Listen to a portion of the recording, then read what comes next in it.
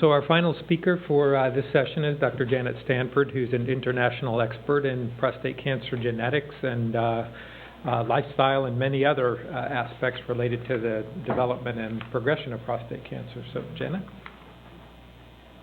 Thank you, Pete, and thanks to all of you in the audience who are sharing your time with us today. And also thank you to my fellow speakers this morning for setting the stage for what I want to talk about. My group more recently has been involved in an important new focus of research called epigenetics, and that's what I'm going to share with you this morning. And why is this important? Well, it's important because this is a question faced by over 200,000 men each year. So how will my prostate cancer behave? And can we figure out which of those tumors at the time of diagnosis are going to be less aggressive tumors, cause no harm? And as Dr. Gore mentioned, that's probably at least 50% of the PSA detected tumors in the current scenario. What we're really focused on is finding those tumors that are going to turn out to be very aggressive. So they're going to grow fast, they're going to metastasize to the bone, and they're going to potentially become a life-threatening tumor. Now, we know there are correlates of more aggressive disease, PSA level, Gleason score, which I'm sure you're familiar with, higher Gleason score, more aggressive tumor. But these factors are not good enough at an individual patient level to sort out aggressive versus non-aggressive tumor biology and predict prognosis for individual patients. So you heard a nice introduction about the genetics from Dr. Chang, and last year I think I also, talked a bit about genetic and genetic susceptibility. But what we're studying and what I want to share with you today is a field called epigenetics. And epi is from a Greek word. Epi means on top of, or on, if you will. So epigenetics is an important molecular process that occurs on top of genetics, and I'll show you an example of that in a moment. Epigenetics alone, as well as epigenetics combined with genetic mutations, can actually induce cancer or cause the cancer to become more aggressive. Now, an epigenetic mechanism that I'm going to talk about is called DNA methylation. And unlike a change in the actual DNA code, an epigenetic DNA methylation is a biochemical change. So what happens here is there's the addition of a methyl group to a cytosine molecule, and cytosine is one of the 4 base pairs in your DNA code, A, T, G, and C. So here we're talking about the C, and what happens is that this methyl group gets put on that cytosine base, and it transforms itself into a 5-methylcytosine. And at the site of the DNA code illustrated in this cartoon, here's the C and here's the G, we call these sites across the genome CpG sites. And there are about almost 30 million of these CpG sites across your genome. And they tend to sometimes cluster together. And here you can see this C has had the methyl group added. So there's no change in the DNA code here, but there's this methylation at this CpG site. Here you can see these things are clustered together, and when they cluster together like that, we call them CpG islands, or CGIs, and these CpG islands occur in about 50% of the promoter region of human genes. And this is just an example of what methylation can do and how this can alter the biology of what's going on, because methylation, either increasing or decreasing, is involved in turning genes on or turning genes off. The same sort of thing that Dr. Ching mentioned. If you have a damage or a mutation in your DNA code, that can also disrupt the function of that gene. In the same way, methylation can do that. So with hypermethylation, and in this example in a normal cell, there's no methylated CpG sites in that promoter region. I can't get the mouse to work. Anyway, and so this is a tumor suppressor gene. It could be also a DNA repair gene or a gene that controls cell death of damaged cells. If this normal cell, the promoter region of this gene, becomes methylated, illustrated here by these M's sitting on top of the promoter, what that does is it silences that gene or turns it off so that that tumor suppressor gene is no longer active in preventing tumor initiation and tumor growth. On the other hand, sometimes there's a loss of methylation, and what happens then is that you can activate or turn on genes. And one of the examples here is an oncogene. We wouldn't want this gene to be turned on normally because we know it would promote the development and progression of cancer. But if this promoter region that's normally methylated loses methylation, in this case, then this gene can be transcribed or turned on, and this is not a good thing. So you can see how changes in methylation, or what we call aberrantly methylated cells, can be bad actors in contributing to prostate cancer progression.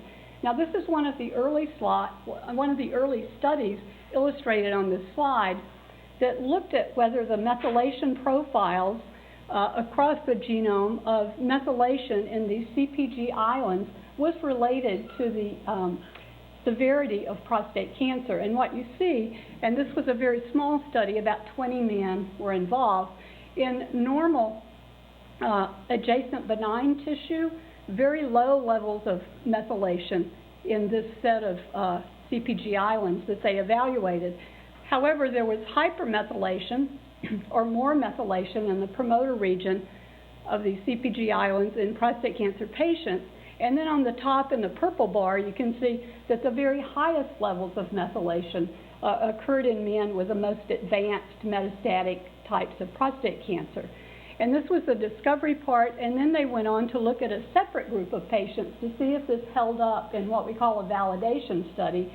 And indeed, these are the individual patients' methylation levels, and you can see this pattern. But taken overall, on average, benign adjacent prostate cancer from patients with prostate cancer, and then patients with what have castration-resistant prostate cancer, you can see this pattern of increasing aggressiveness with increasing aberrantly hypermethylated CpG islands.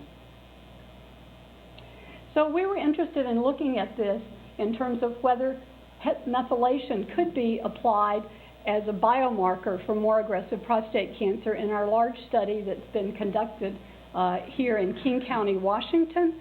Some of you may be participants in these studies, and we're most grateful for all your contributions to our research.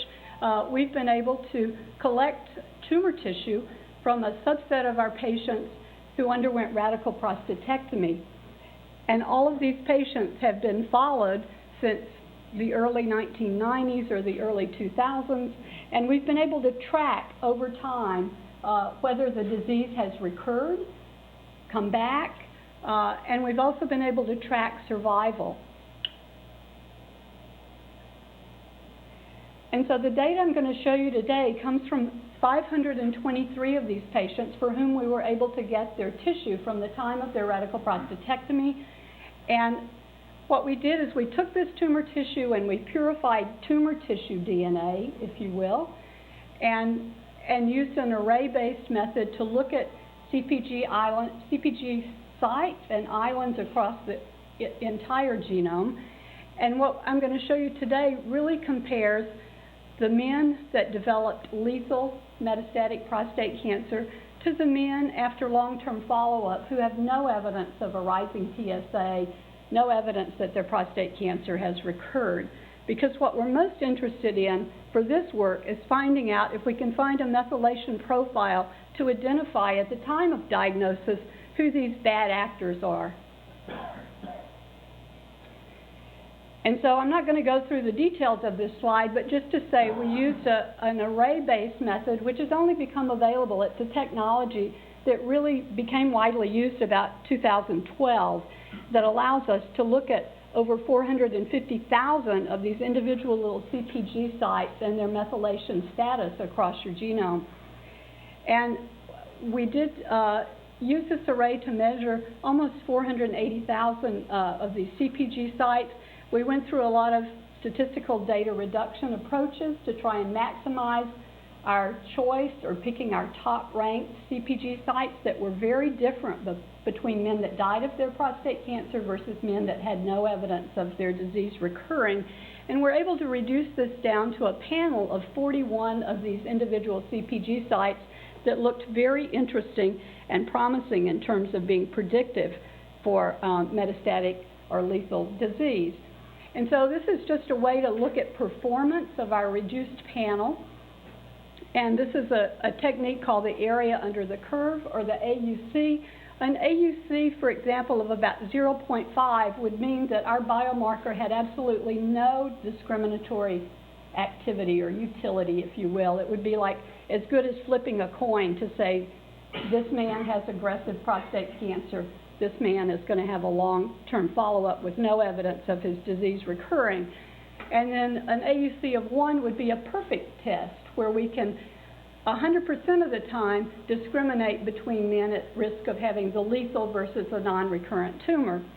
And so what you can see here is that in our patient cohort from King County, the Gleason score alone, shown by this dashed line here, has an AUC of about 0.76, and so that's pretty good. It's much better than having no discriminatory activity, and we know that Gleason score is widely used to identify men with more aggressive types of prostate cancer. But if we add to the Gleason score these 41 individual CPG sites, according to their methylation status, we can push this area under the curve up to about 0.9, so a substantial and significant improvement in our ability to discriminate between these two patient groups. This may be a little more visual and understandable. This is what we call a heat map, and things that are really hot here in the red color code are things that are very hypermethylated. So those genes have those cytosine to 5-methylcytosine biochemical changes that have occurred. This is 100% methylation. The blue, or the cool, if we call it cool blue, are the sites that are hypomethylated, or zero or no methylation across the spectrum. And here, each of these rows is one of those 41 individual CPG sites across the genome. Each of these vertical lines is an individual patient. And so what we've done is we've clustered all of the men under this yellow bar. These are the patients that have long-term follow-up with no evidence that their prostate cancer has recurred, compared to the men under the red bar who've gone on to develop metastatic lethal prostate cancer. And I think just visually you can see that these patterns are quite different. And so we're very encouraged that this profile of methylation markers may be helpful clinically in distinguishing aggressive versus non-aggressive disease. So just in summary, we do believe that tumor tissue DNA profiling is going to be a promising tool for predicting prostate cancer prognosis. We have replication studies of our DNA methylation profile that are underway, and we got the first look at the data from the first validation study yesterday. And just lastly to mention, in addition to perhaps being helpful as a biomarker clinically for identifying who has less aggressive versus potentially more aggressive tumors, aberrantly methylated genes are also drug targets, because there are a couple therapies already approved and on the market, but I think there may be more coming that can actually change the epigenetic profile of cancer cells and could be better targeted therapies for some men. Thank you.